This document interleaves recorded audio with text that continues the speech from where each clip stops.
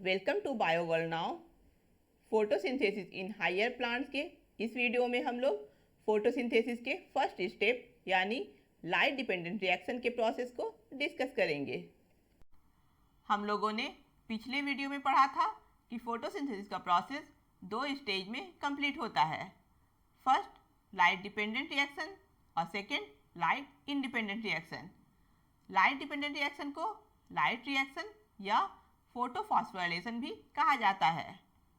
Photophosphorylation में photo word related है sunlight से, यानी ये प्रोसेस सनलाइट के प्रेजेंस में होता है, और फॉस्फोराइलेशन का मतलब है फॉस्फेट ग्रुप का एडिशन, यानी इस प्रोसेस में सनलाइट के प्रेजेंस में फॉस्फेट ग्रुप का एडिशन होता है।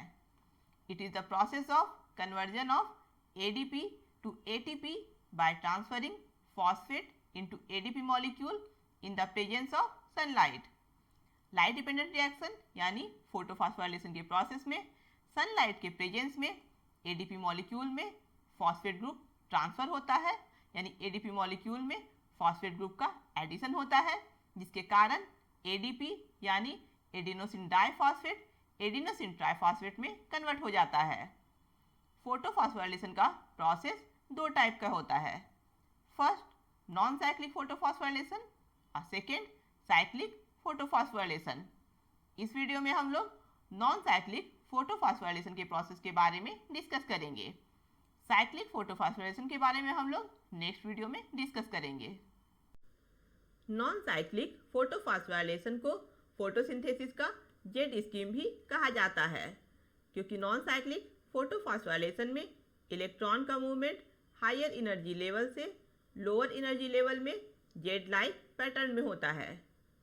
It takes place in the thylakoid membrane. Non cyclic photophosphorylation का प्रोसेस क्लोरोप्लास्ट के थैलाकॉइड मेम्ब्रेन में होता है।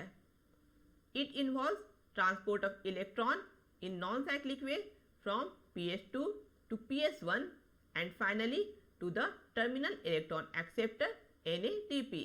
The emitted electron do not return to its original place. इस प्रोसेस में इलेक्ट्रॉन का ट्रांसपोर्ट नॉन साइक्लिक वे में फोटोसिस्टम 2 से फोटोसिस्टम 1 में होता है, यानी जो इलेक्ट्रॉन फोटोसिस्टम 2 से निकलता है वो अपने ओरिजिनल प्लेस में वापस नहीं आता है। जो इलेक्ट्रॉन फोटोसिस्टम 2 से निकलता है वो फोटोसिस्टम 1 से होते हुए टर्मिनल इलेक्ट्रॉन एक्सेप्टर NADP द्वारा एक्सेप्ट किया जाता है। At the end of this scheme, NADPH and ATP molecules are produced and oxygen is evolved as a byproduct. इस प्रोसेस के एंड में NADPH और ATP मॉलिक्यूल्स प्रोड्यूस होता है और ऑक्सीजन बाय प्रोडक्ट के फॉर्म में इवॉल्व होता है। Photolysis of water takes place. इस प्रोसेस में वाटर का फोटोलाइसिस भी होता है, यानी सनलाइट के प्रेजेंस में वाटर मॉलिक्यूल प्रोटॉन, इलेक्ट्रॉन और ऑक्सीजन में स्प्लिट हो जाता है। Water splitting component is located on the inner membrane of thylakoid and NADP reductase enzyme is located on the outer surface of thylakoid. Water को split करने वाले component thylakoid के inner membrane में present रहते हैं और NADP रिडक्टेज एंजाइम थाइलाकॉइड के outer surface में प्रेजेंट रहते हैं। NADP रिडक्टेज एंजाइम NADP को NADPH में रिड्यूस करता है। नॉन साइक्लिक फोटोफॉस्फोराइलेशन के पूरे प्रोसेस को हम लोग इस डायग्राम से एक्सप्लेन करेंगे। नॉन साइक्लिक फोटोफॉस्फोराइलेशन के प्रोसेस में फोटोसिस्टम 1 और फोटोसिस्टम 2 दोनों इन्वॉल्व रहता है, लेकिन ये प्रोसेस फोटोसिस्टम 2 से स्टार्ट होता है। जब सनलाइट थैलाकॉइड मेम्ब्रेन में प्रेजेंट फोटोसिस्टम 2 में पड़ता है तो फोटोसिस्टम 2 के एंटेना मॉलिक्यूल यानी एक्सेसरी पिगमेंट सनलाइट से डिफरेंट वेवलेंथ के लाइट को एब्जॉर्ब करता है और लाइट एनर्जी को रिएक्शन सेंटर में ट्रांसफर कर देता है। रिएक्शन सेंटर में प्रेजेंट क्लोरोफिल A सनलाइट से 680 नैनोमीटर वेवलेंथ के लाइट को एब्जॉर्ब करता है, जिसके कारण रिएक्शन सेंटर में एनर्जी का लेवल हाई हो जाता है। हाई एनर्जी लेवल के कारण क्लोरोफिल A एक्साइटेड हो जाता है, जिसके कारण इलेक्ट्रॉन का एक पेयर निकलता है। इस इलेक्ट्रॉन पेयर को प्राइमरी इलेक्ट्रॉन एक्सेप्टर एक्सेप्ट करता है। ये इलेक्ट्रॉन इलेक्ट्रॉन ट्रांसपोर्ट चेन के द्वारा इस प्राइमरी इलेक्ट्रॉन एक्सेप्टर के हाई एनर्जी लेवल से लो एनर्जी लेवल में मूव करता है। इस मूवमेंट में इलेक्ट्रॉन का ये एक पेयर 3 डिफरेंट इलेक्ट्रॉन एक्सेप्टर से होकर पास होता है। सबसे पहले इलेक्ट्रॉन प्राइमरी इलेक्ट्रॉन एक्सेप्टर से प्लास्टोक्विनोन में पास होता है। प्लास्टोक्विनोन से इलेक्ट्रॉन साइटोक्रोम कॉम्प्लेक्स में पास होता है। साइटोक्रोम कॉम्प्लेक्स से इलेक्ट्रॉन प्लास्टोसायनिन में पास होता है और प्लास्टोसायनिन से इलेक्ट्रॉन फोटोसिस्टम 1 में पहुंचता है। जब इलेक्ट्रॉन साइटोक्रोम कॉम्प्लेक्स से होकर पास होता है तो एनर्जी रिलीज होता है, जिसके कारण एडीपी मॉलिक्यूल में इनऑर्गेनिक फॉस्फेट ऐड होता है और एडीपी मॉलिक्यूल एटीपी मॉलिक्यूल में कन्वर्ट हो जाता है।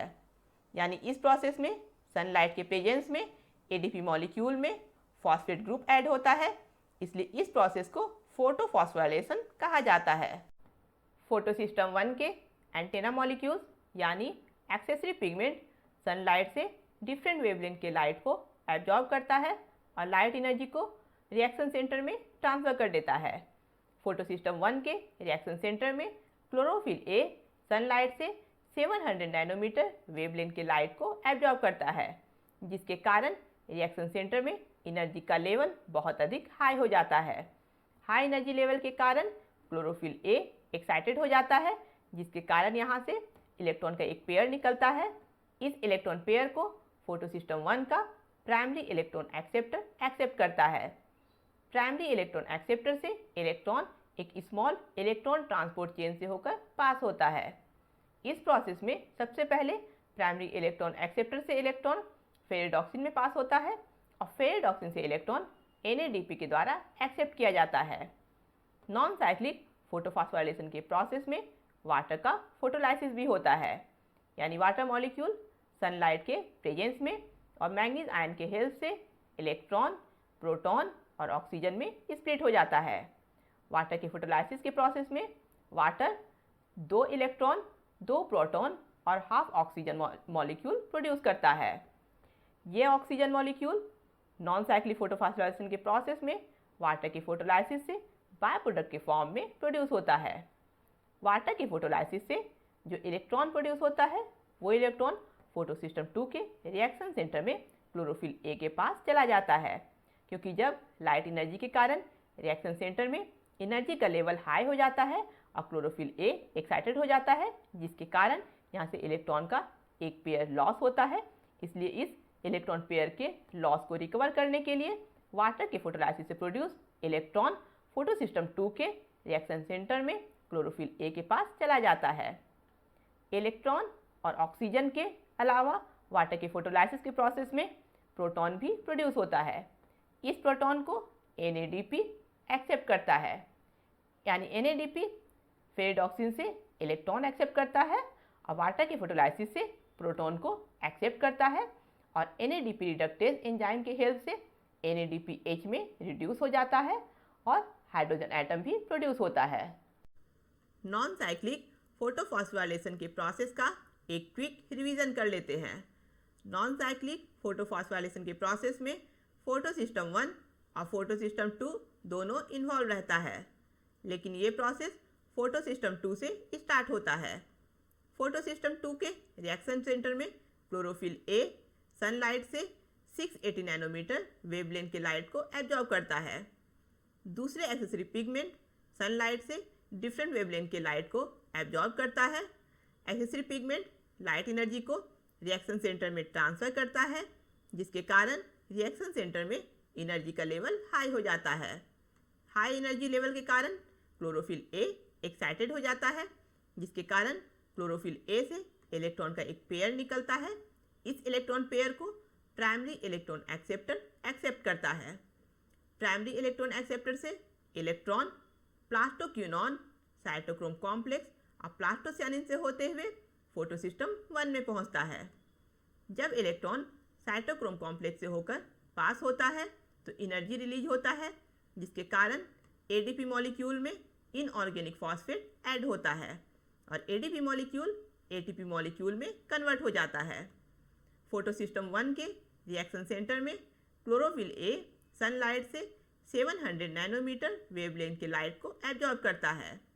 फोटोसिस्टम 1 के दूसरे एक्सेसरी पिगमेंट सनलाइट से डिफरेंट वेवलेंथ के लाइट को एब्जॉर्ब करता है और उस एनर्जी को रिएक्शन सेंटर में ट्रांसफ़र कर देता है, जिसके कारण रिएक्शन सेंटर में एनर्जी का लेवल हाई हो जाता है। हाई एनर्जी लेवल के कारण क्लोरोफिल ए एक्साइटेड हो जाता है और क्लोरोफिल ए से इलेक्ट्रॉन का एक पेयर निकलता है। इस इलेक्ट्रॉन पेयर को प्राइमरी इलेक्ट्रॉन एक्सेप्टर एक्सेप्ट करता है। प्राइमरी इलेक्ट्रॉन एक्सेप्टर से इलेक्ट्रॉन का ये पेयर फेरेडॉक्सिन से होते हुए NADP के पास पहुंचता है। ये NADP फेरेडॉक्सिन से इलेक्ट्रॉन और वाटर के हाइड्रोलाइसिस से प्रोड्यूस प्रोटॉन को एक्सेप्ट करता है और NADPH में रिड्यूस हो जाता है। NADP से NADPH का रिडक्शन NADP रिडक्टेज एंजाइम के हेल्प से होता है। इसके अलावा इस प्रोसेस में वाटर का फोटोलाइसिस भी होता है, यानी वाटर मॉलिक्यूल सनलाइट के प्रेजेंस में इलेक्ट्रॉन, प्रोटॉन और ऑक्सीजन में स्प्लिट हो जाता है। ये इलेक्ट्रॉन फोटोसिस्टम 1 के इलेक्ट्रॉन के लॉस को रिप्लेस करता है, प्रोटॉन NADP को रिड्यूस करता है और ऑक्सीजन बाय प्रोडक्ट के फॉर्म में इवॉल्व होता है। इस तरह से नॉन साइक्लिक फोटोफॉस्फोराइलेशन के एंड में ATP मॉलिक्यूल और NADPH प्रोड्यूस होता है और ऑक्सीजन बाय प्रोडक्ट के फॉर्म में इवॉल्व होता है। ATP मॉलिक्यूल और NADPH का यूज़ फोटोसिंथेसिस के सेकेंड स्टेज यानी लाइट इंडिपेंडेंट रिएक्शन या कैल्विन साइकिल में होता है। क्योंकि नॉन साइक्लिक फोटोफॉस्फोराइलेशन के प्रोसेस में इलेक्ट्रॉन का फ्लो जेड लाइक पैटर्न में होता है, इसलिए इस प्रोसेस को जेड स्कीम भी कहा जाता है। इसके अलावा इस प्रोसेस में फोटोसिस्टम 2 से जो इलेक्ट्रॉन निकलता है वो इलेक्ट्रॉन ट्रांसपोर्ट चेन के द्वारा फोटोसिस्टम 1 से होते हुए फाइनली NADP के द्वारा एक्सेप्ट किया जाता है। यानी जो इलेक्ट्रॉन फोटोसिस्टम 2 से निकलता है वो वापस फोटोसिस्टम 2 में नहीं आता है। यानी इस प्रोसेस में इलेक्ट्रॉन का फ्लो नॉन साइक्लिक वे में होता है, इसलिए इस फोटोफॉस्फोराइलेशन के प्रोसेस को नॉन साइक्लिक फोटोफॉस्फोराइलेशन कहा जाता है। नेक्स्ट वीडियो में हम लोग साइक्लिक फोटोफॉस्फोराइलेशन के प्रोसेस को डिस्कस करेंगे। अगर आप लोगों को ये वीडियो पसंद आया है तो इसे लाइक करें, अपने फ्रेंड के साथ शेयर करें और मेरे चैनल को सब्सक्राइब करें।